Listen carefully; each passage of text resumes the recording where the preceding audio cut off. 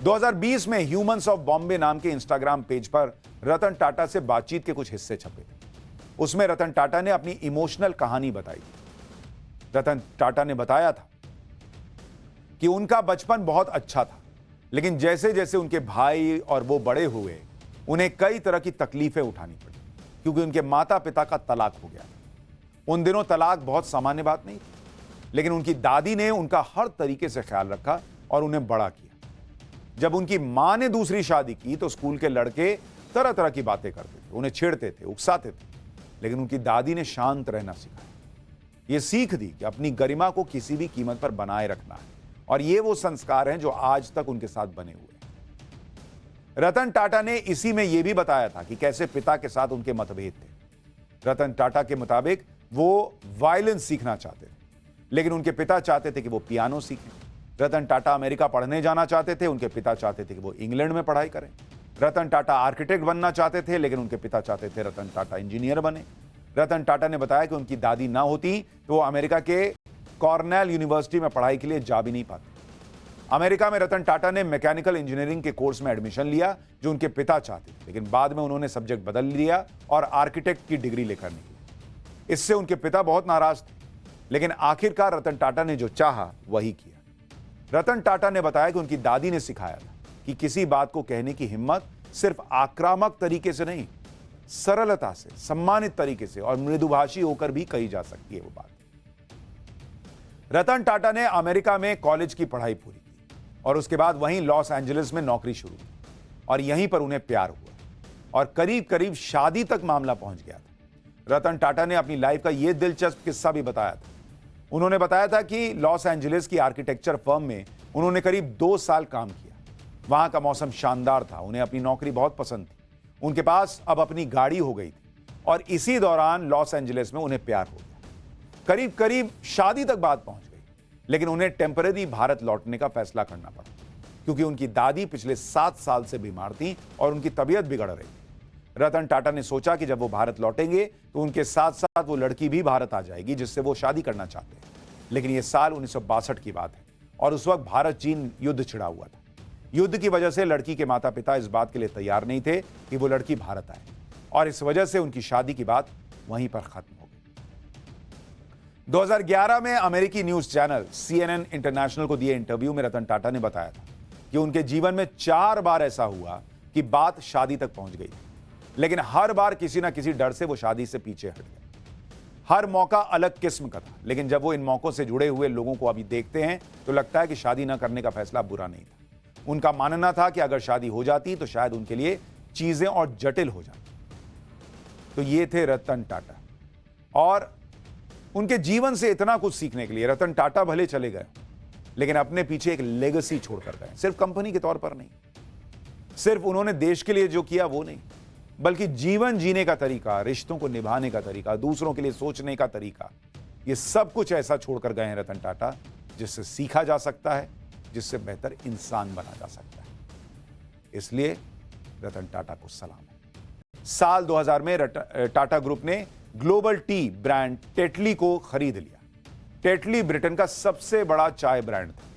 साल 2007 में स्टील बनाने वाली डच कंपनी कोरस को खरीद लिया। यह उस समय किसी भारतीय कंपनी का सबसे बड़ा सौदा था। साल 2008 में टाटा ग्रुप ने British luxury car brand land rover और जैगुआर को खरीदा। इससे पूरी दुनिया में टाटा ग्रुप के नाम की चर्चा होने लगी। रतन टाटा से जुड़ा आपको वो किस्सा भी सुनाता हूं जिससे हर हिंदुस्तानी का सीना गर्व से चौड़ा हो जाता है। 90 के दशक में रतन टाटा ने टाटा मोटर्स के तहत छोटी गाड़ियों का प्रोडक्शन शुरू किया, लेकिन 1999 आते आते घाटे की वजह से टाटा मोटर्स ने पैसेंजर कार बिजनेस को बेचने का फैसला किया। इसके लिए रतन टाटा अमेरिका के मशहूर कार कंपनी फोर्ड मोटर्स के चेयरमैन बिल फोर्ड से मिलने पहुंचे। डील के दौरान बिल फोर्ड ने रतन टाटा का अपमान करते हुए कह दिया कि अगर मैं ये सौदा करता हूं तो ये तुम्हारे ऊपर बड़ा एहसान करूंगा। यह बात रतन टाटा को एकदम चुभ गई।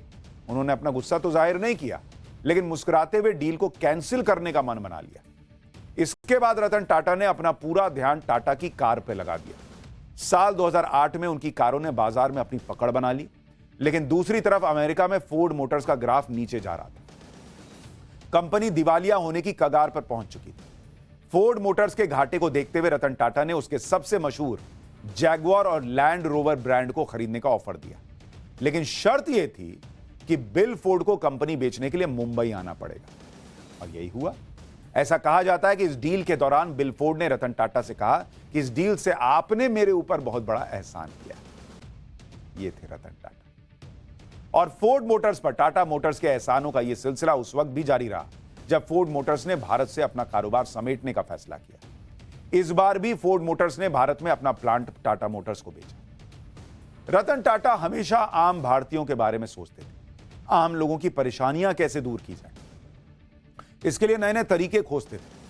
आम आदमी के लिए ही रतन टाटा ने सस्ती लखटकिया कार तक लॉन्च कर दी थी, आपको याद होगा, टाटा नैनो।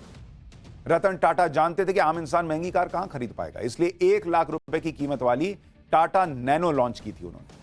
सस्ती कार बनाने का आइडिया भी रतन टाटा को राह चलते आया था। एक दिन रतन टाटा कार में बैठकर कहीं जा रहे थे, रास्ते में बारिश होने लगी। रतन टाटा ने देखा कि एक परिवार के 4 लोग स्कूटर पे कहीं जा रहे थे। बारिश में स्कूटर फिसल गया और सभी लोग गिर गए। यह देखकर रतन टाटा बहुत आहत हुए। सोचा अगर इनके पास कार होती तो ऐसा हादसा तो नहीं होता।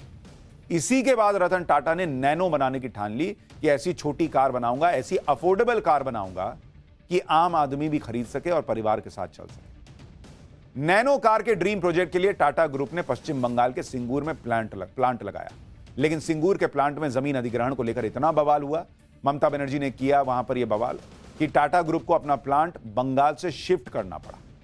ममता बनर्जी के विरोध के बाद जब टाटा ने बंगाल से नैनो कार प्लांट हटा लिया, तब नरेंद्र मोदी गुजरात के सीएम थे और उन्होंने तुरंत रतन टाटा को फोन पर एक मैसेज भेजा। नरेंद्र मोदी ने लिखा कि वेलकम टू गुजरात। सिर्फ इतना मैसेज भेजा नरेंद्र मोदी ने। इस मैसेज के 3 दिन बाद टाटा को गुजरात में जमीन मिल गई। इसके बारे में नरेंद्र मोदी ने बाद में बताया था कि 1 रुपए का एसएमएस खर्च करके गुजरात के लिए 2000 करोड़ रुपए का निवेश मिल गया। यह भी विडंबना देखिए कि आज पश्चिम बंगाल की मुख्यमंत्री ममता बनर्जी ने भी रतन टाटा को श्रद्धांजलि दी। ममता बनर्जी ने कहा कि रतन टाटा भारतीय उद्योग जगत के बड़े लीडर और जनहितैषी परोपकारी व्यक्ति थे।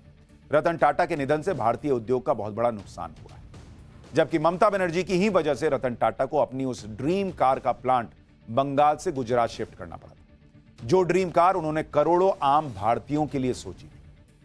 लेकिन ममता बनर्जी ने जिसे ठुकराया उसे नरेंद्र मोदी ने गले लगाया और गुजरात में जगह देकर वहां पर निवेश और नौकरी लेकर आए। यही फर्क है नरेंद्र मोदी और दूसरे नेताओं में। आज रतन टाटा के निधन पर पीएम मोदी ने भी शोक संदेश दिया। पीएम मोदी ने कहा कि रतन टाटा जी एक दूरदर्शी बिजनेस लीडर और असाधारण इंसान थे। उन्होंने भारत के सबसे पुराने और सबसे प्रतिष्ठित व्यापारिक घरानों में से एक को स्थिर नेतृत्व प्रदान किया। साथ ही उनका योगदान बोर्डरूम से कहीं आगे तक गया।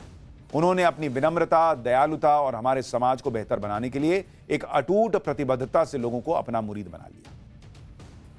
रतन टाटा के निधन पर दुनिया भर से शोक संदेश आए। गूगल के सीईओ सुंदर पिचई ने रतन टाटा के निधन पर कहा कि रतन टाटा के साथ गूगल में आखिरी मुलाकात के दौरान हमने वेमो की प्रोग्रेस पर बात की। वो एक असाधारण व्यवसाय और परोपकारी विरासत छोड़कर गए। वो भारत को बेहतर बनाने के लिए काम करते रहे। भारत में मॉडर्न बिजनेस लीडरशिप को डेवलप करने में उनकी महत्वपूर्ण भूमिका थी।